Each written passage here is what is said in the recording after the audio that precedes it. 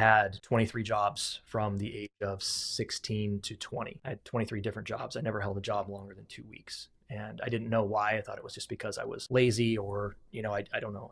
I figured out very quickly it was because more so I was unemployable. It's that I had big ideas, I had, dreams, and I couldn't be under the thumb of somebody. And so it took me a little while to figure that out. But that's really why. In fact, I held a job for 8 hours one time. There's a funny story, but I didn't tell my mom for 2 weeks. So she thought I was going to work. I was going to a friend's house. So we'll get back to the pivotal moment part. But so I went through all of that. And then I went back to this linen company actually 3 different times. I quit there twice with no notice. They kept hiring me back. I guess I was either that good or they just needed people. But I remember the last time I went back there in my mid 20s, I stayed for 12 years. And that was the longest stint I ever had for a job, is because I was having a baby. And so I said, well, I need the insurance. I'm going to go work there. And then I'm going to quit as soon as they pay for the labor and delivery and all of that, so that I have some insurance. And then I'm going to go follow my dreams again. And so I went there and I just stayed. And there were some pivotal moments in that. One was when I was there, I'm going to get the timelines messed up, but while I was there, I was also dabbling in side projects. I always had 3 jobs until this one really consumed most of my life. But I was trying to become a police officer at one point, and I got through a lot of that. But that's then when the state canceled all of the academies. So actually there was about 2,000 of us. I dwindled down to 7 of us. And I remember going and take the polygraph test. And that's when they just said, we're done. Everything's been canceled. In fact, I found out later they fired everyone who